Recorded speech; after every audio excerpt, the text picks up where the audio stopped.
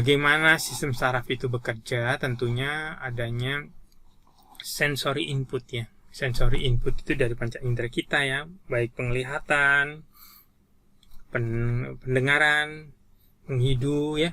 Juga dari taktil ini ada informasi, gambaran dari sini ya, ada misalnya suhu panas ya, siang hari, suhu tinggi, akhirnya tubuh kita, reseptor ini akan mengeluarkan keringat untuk mengcounter ya, membalanskan. Karena ada suhu panas, tubuh akan menginginkan dengan mengeluarkan keringat.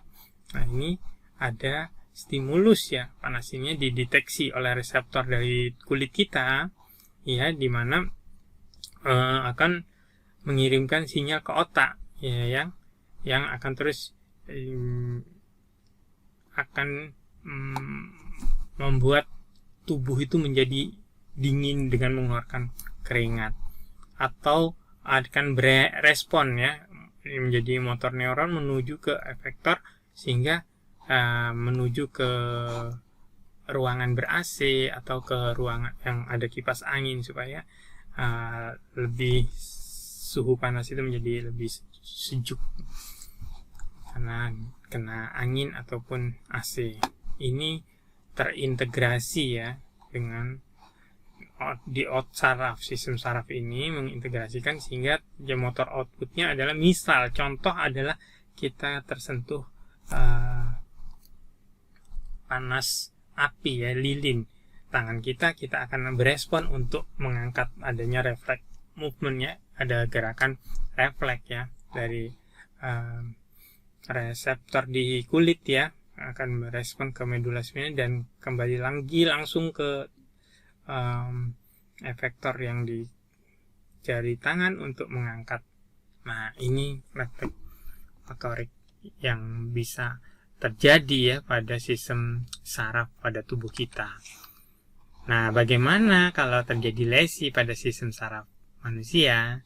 Nah, jika lokasinya pada otot, dampaknya akan terjadi penurunan kekuatan ototnya dan bisa menjadi atrofi jika lama-lama tidak dipakai, menjadi berat, menjadi kecil otot tersebut ya. Nah, ini untuk refleksnya menjadi hipoaktif, tonusnya menjadi hipoton ya, tidak ada gerakan yang abnormal. Nah, bagaimana dengan upper motor neuron dan lower motor neuron? Ini khas ya, pada gangguan lesi pada upper motor neuron ini dicirikan dengan khasnya tonusnya hipertonik ya, spastik.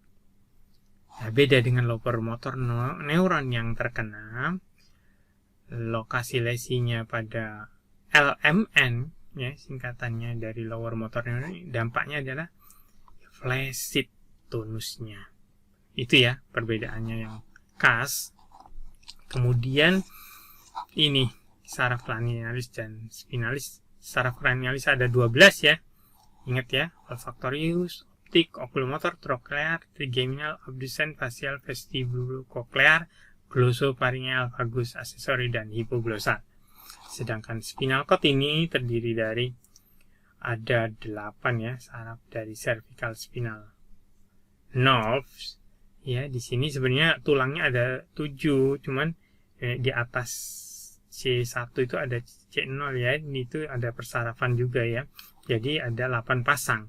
Sedangkan di torakal ada 12 ya, di lumbal ada 5 ya kan di sini. Nah, ini teman-teman akan ini ya, kita di sini. Nah, sistem saraf tepi ya, bagaimana ini sistem saraf tepi ini yang perlu kita pahami bahwa terjadinya adanya lesi ini menurut Seddon ada 3, yaitu neuropraksia, aksonotmesis, dan neurotmesis. Aksonotmesis ya, bukan M tapi N ya, aksonotmesis. Kemudian ini juga terkait dengan Sunderland ada 5 ya. Nah, bagaimana ini membedakan neuropraksia ini kategori yang ringan karena hanya penekanan pada saraf, belum sampai memutuskan seperti neurotmesis ya, bisa sampai terputus. Kalau aksonotmesis ini lebih ke tertekannya pada aksonnya, ya, sudah ada penekanan. Nah, apa dampaknya pada cedera saraf dan regenerasi saraf?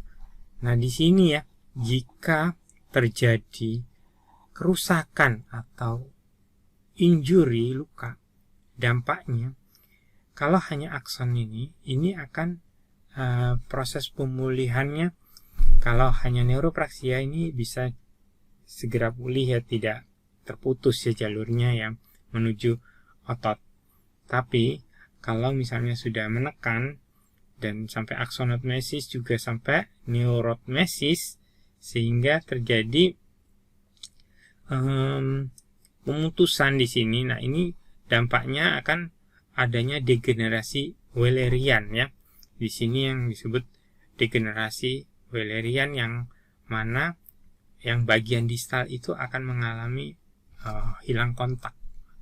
Nah, tapi ini ada namanya proses recovery ya. Di sini makropak akan memakan yang sel-sel yang mengalami ini ya, kerusakan di sini ya, sehingga akan proses terjadi proliferating swan cell ya, yang dampaknya akan 3 bulan kemudian akan memperbaiki regenerasi ya. Beda dengan yang tidak tersukses, regenerasinya akan terputus sehingga terjadi atrofi otot. Demikian ya. Nah, ini kasus-kasus yang akan kita pelajari bersama terkait dengan neuropati ya, rasa baal di anggota gerak, terutama di jari-jari ya, tangan dan kaki. Kemudian juga akan dibahas juga Bell's palsy, terkait dengan ini bagaimana cara mengukur berat ringannya lesi pada saraf apa nih? Untuk Bell's palsy yang lesi pada saraf di sini facialis ya. Terjadi kelumpuhan pada separuh anggota wajah, anggota pada bagian wajah sebelah kiri atau kanan.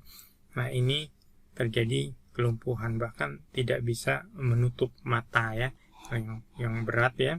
Ini ada pengukuran dari Hoss-Bregman scale yang derajat 6 ini yang berat dengan total paralisis ya. Kalau yang masih kategori ringan ini mild normal, ini masih kategori yang neuropraksia ya, masih bisa menutup mata, tapi ya memang agak perlu ada tenaga ya, walaupun tidak sepenuhnya menutup mata yang, tapi butuh waktu, tidak seperti kayak normalnya kita kan nutup mata berkedip kan mudah ya. Nah, ini ada ini ya, slightly asimetriknya dari mulut ya. Ini juga, ini Hoss-Bregman scale. Nah, bisa juga kita lihat ada median nerve entrapment. Nah, ini di sini saraf medianus yang bagian distal ini terkenal carpal tunnel syndrome ya. Jadi kita akan bahas juga pronator teres syndrome juga yang bagian proksimal. Ini anterior interosseous nerve entrapment ya. Di sini juga bisa terjadi pada proksimal. Hanya bedanya di sini memang pada saraf medianus di sini.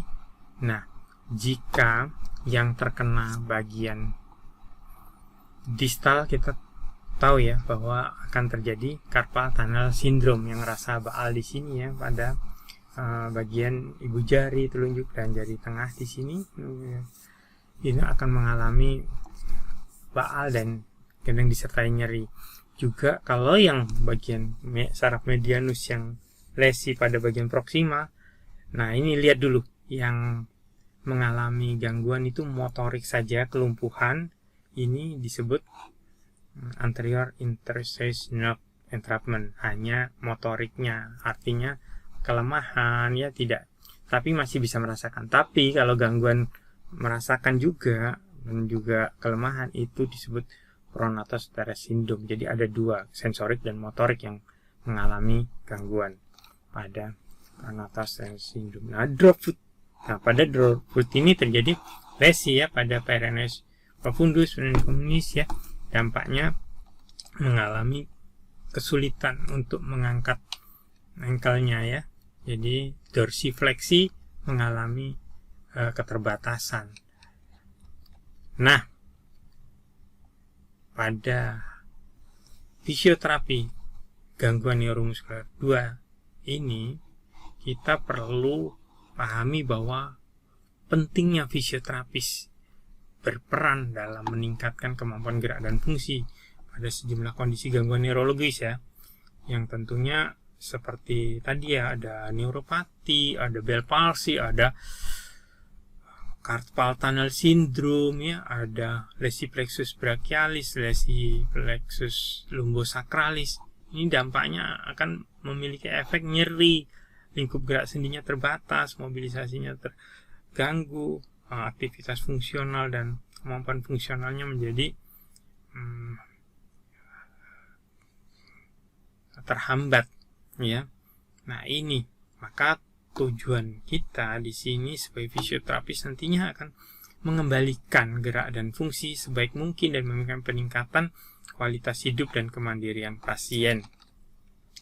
Ya, bagaimana upaya fisioterapis untuk mengembalikan fungsi motor yang normal, meningkatkan koordinasi, keseimbangan, kekuatan, fleksibilitas, dan kerja otot ini diperlukan juga adalah dengan memberikan asesmen yang tepat dan tentunya intervensi yang adekuat sesuai dengan problematik yang dialami pasien.